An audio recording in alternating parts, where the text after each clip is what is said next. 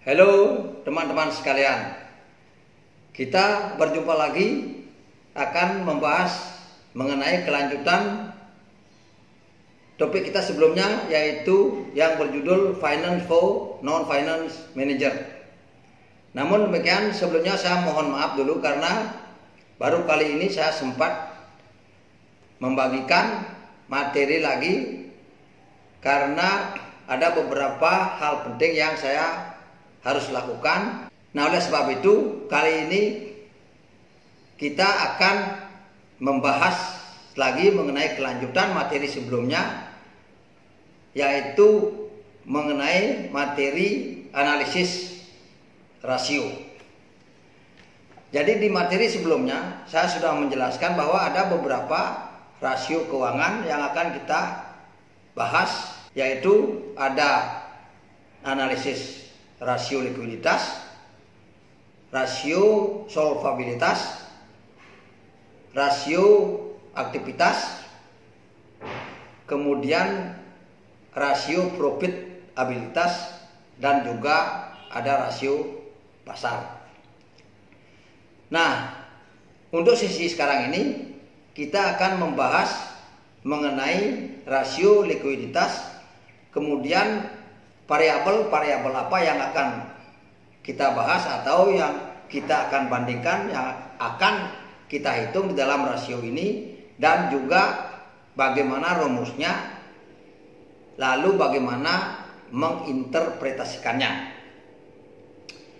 Nah, oleh sebab itu teman-teman sekalian, mari kita mulai pembahasan materi analisis likuiditas bersangkutan.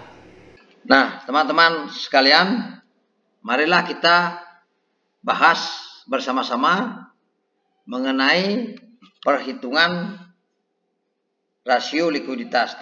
Namun sebelumnya saya jelaskan terlebih dahulu. Jadi yang dimaksud dengan rasio likuiditas itu adalah merupakan kemampuan perusahaan untuk membayar atau melunasi utang-utang jangka pendeknya. Atau bisa juga dikatakan yang dimaksud dengan rasio likuiditas adalah merupakan kemampuan dari aset-aset lancar perusahaan untuk melunasi utang lancar dari perusahaan. Nah, jadi bagaimana atau apa variabel-variabel yang akan dihitung di dalam rasio likuiditas tersebut, kemudian bagaimana rumusnya, lalu bagaimana menginterpretasikannya, mari kita lihat bersama-sama. Jadi sebelumnya saya jelaskan dulu yang rasio likuiditas itu ada, yang pertama adalah rasio lancar, rasio cepat, kemudian rasio kas atau cash rasio, rasio perputaran kas, dan juga inventory to net working capital. Nah, mari kita bahas yang pertama adalah rasio lancar. Nah, jadi rasio lancar ini adalah membandingkan aktiva lancar atau current asset dengan utang lancar atau current liabilities yang dimiliki oleh perusahaan. Nah, jadi rasio lancar ini adalah menghitung atau membandingkan aktiva lancar atau current asset dengan utang lancar atau current liabilities. Nah itu adalah rumusnya. Nah, kemudian mari kita lihat ilustrasi dengan angka. Nah, jika perusahaan memiliki 1.640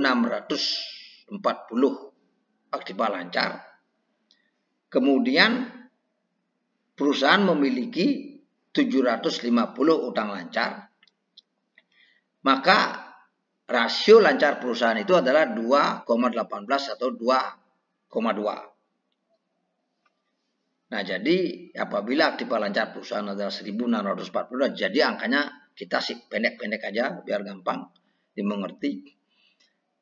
Nah, jika aktiva lancar perusahaan itu adalah 1.640, kemudian utang lancarnya adalah 750, maka rasio lancar perusahaan itu adalah 2,18 atau 2,2. Nah, hal ini berarti bahwa pembandingan dari piutang lancar perusahaan itu adalah 2,2 dibanding dengan 1. Nah, atau dengan kata lain bahwa setiap 1 rupiah utang lancar dijamin oleh 2,2 aktiva lancar, atau dengan perbandingan antara aktiva lancar dengan utang lancar adalah 2,2. Nah, jadi apabila perusahaan memiliki 750 utang lancar, itu artinya piutang lancar perusahaan sudah mampu membayar, atau perusahaan sudah mampu membayar kewajiban-kewajiban jangka pendek daripada perusahaan bersangkutan. Nah, seperti itu. Nah, kemudian yang kedua ada rasio cepat. Nah, untuk rasio cepat kita akan membandingkan variabel aktiva lancar dikurangi dengan inventory dibandingkan dengan utang lancar atau current liabilities. Nah, ini maksudnya adalah rasio cepat ini artinya lebih cepat gitu, lebih cepat daripada utang lancar. Nah, kemudian mari kita lihat kalau kita ilustrasikan dengan angka. Nah, jika perusahaan memiliki aktiva lancar 1.640, kemudian memiliki inventory 250, kemudian memiliki utang lancar 750, maka rasio cepat perusahaan itu adalah 1,85. 1,85 hampir 2 atau 1,9. Nah, ini berarti bahwa setiap 1 utang lancar dijamin oleh aktiva lancar tanpa sediaan, karena kita sudah kurangi sediaannya atau inventory-nya. Saya ulangi bahwa setiap 1 utang lancar dijamin oleh aktiva lancar tanpa sediaan, sekali lagi tanpa sediaan sebesar 1,85. Artinya tanpa menjual sediaan pun perusahaan masih mampu melunasi kewajiban jangka pendeknya yang segera akan jatuh tempo. Jadi walaupun perusahaan tidak menjual inventory-nya, itu perusahaan itu masih mampu membayar utang-utang jangka pendeknya. Nah, kemudian selanjutnya ada rasio kas. Nah, untuk rasio kas ini, variabel yang kita bandingkan adalah kas dan bank atau cash equivalent atau setara kas. Nah, ini betul-betul cash ini, betul-betul uang kas. Nah, kemudian akan kita bandingkan dengan utang lancar. Karena apa? Karena kita akan mencari rasio kewajiban perusahaan untuk membayar utang lancarnya. Makanya kita masih membandingkan dengan utang lancar. Nah, kemudian bagaimana nampaknya kalau kita ilustrasikan dengan angka? Nah, jika sebuah perusahaan memiliki kas sebesar 250, kemudian memiliki kas ekuivalen atau bank 350,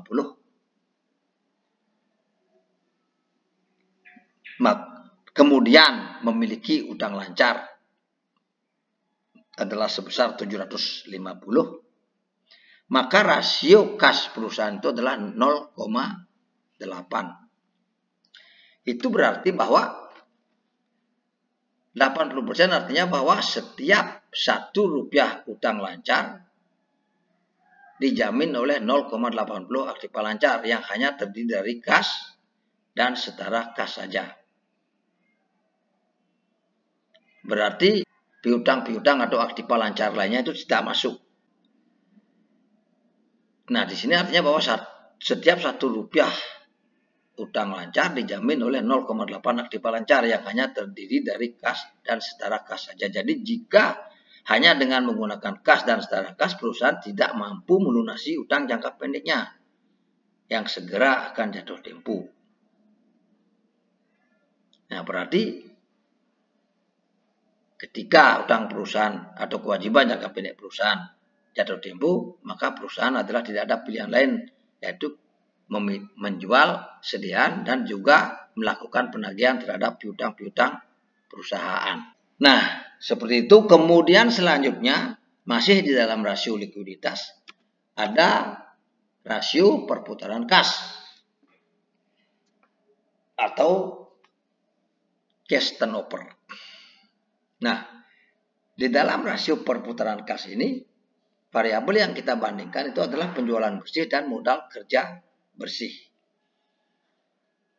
Modal kerja bersih itu didapat dari total aktiva lancar atau current asset dikurangi dengan total utang lancar atau current liabilities. Nah, jadi rasio perputaran kas itu kita akan membandingkan variabel penjualan bersih dibandingkan dengan modal kerja bersih. Nah, kemudian kita lihat sekarang bagaimana hasilnya kalau kita ilustrasikan dengan angka. Nah, jika perusahaan memiliki penjualan bersih ada 5.950, kemudian modal kerja bersihnya adalah 1.640, itu adalah aktiva lancar dikurangi dengan 750 itu adalah utang lancar, maka rasio perputaran kas perusahaan itu adalah 6,68. Nah, ini berarti bahwa perputaran kas itu adalah 6,68 atau 7 kali. Artinya bahwa perputaran kas perusahaan yaitu sebanyak 7 kali dalam satu periode melalui penjualan. Nah, ini harus dibandingkan dengan rata-rata industri yang sama. Apakah hal ini masih di atas atau di bawah rata-rata industri yang sama? Nah, jadi kalau umpamanya teman-teman sekalian usahanya adalah hospitality, ya bisa dibandingkan dengan hospitality. Kemudian kalau umpamanya manufaktur, ya bisa dibandingkan dengan perusahaan manufaktur. Nah, seperti itu. Lalu ada berikutnya adalah inventory to net working capital. Nah, ini membandingkan inventory dengan modal kerja bersih. Nah, modal kerja bersih tadi sudah saya jelaskan. Nah, inventory to net working capital itu adalah membandingkan inventory dengan modal kerja bersih. Nah, bagaimana kalau umpamanya kita lihat dengan ilustrasi angka. Nah, jika perusahaan memiliki total sediaan 250, kemudian modal kerja bersihnya adalah 1.640 dikurangi dengan 750, maka rasio inventory to net working capitalnya itu adalah 0,28. Nah, 0,28% ini berarti bahwa nilai sediaan yang dimiliki perusahaan itu adalah sebesar 28 atau 28% dari total modal kerja bersih perusahaan. Kalau umpamanya modal kerja bersih perusahaan 100, berarti nilai sediaan perusahaan itu adalah 28. Nah, seperti itu. Sedangkan sisanya 0,72 atau 72%-nya adalah berbentuk aktiva lancar lainnya. Seperti kas, setara kas, piutang, dan aktiva lancar lainnya. Nah, demikianlah teman-teman sekalian, itu mengenai analisis rasio keuangan, yaitu analisis rasio likuiditas. Jadi setelah kita mengetahui seberapa penting rasio likuiditas bersangkutan, maka teman-teman sekalian, saya harap sudah mulai mencoba menghitung atau melakukan analisa-analisa tersebut. Nah, oleh sebab itu, maka dengan kita menghitung analisis likuiditas tersebut, maka Anda akan mengetahui secara dini masalah-masalah likuiditas yang mungkin akan terjadi pada perusahaan yang Anda kelola. Nah, teman-teman sekalian, mudah-mudahan apa yang sudah saya sampaikan bisa bermanfaat buat teman-teman sekalian. Kemudian teman-teman sekalian bisa menerapkan atau mengimplementasikan pada perusahaan yang teman-teman pimpin atau di perusahaan di mana teman-teman bekerja. Nah, untuk materi selanjutnya kita akan membahas mengenai analisis rasio keuangan berikutnya, yaitu analisis solvabilitas atau analisis rasio keuangan solvabilitas. Nah, oleh sebab itu teman-teman sekalian, ikuti terus video-video dari saya atau materi-materi dari saya supaya Anda tidak kehilangan materi-materi yang sangat bermanfaat sehubungan dengan akuntansi, keuangan, ekonomi, dan bisnis. Nah, jangan lupa pula untuk share, like, dan subscribe. Nah, teman-teman sekalian, untuk saat ini kita cukupkan sampai di sini, sampai bertemu di materi berikutnya. Terima kasih, sampai jumpa.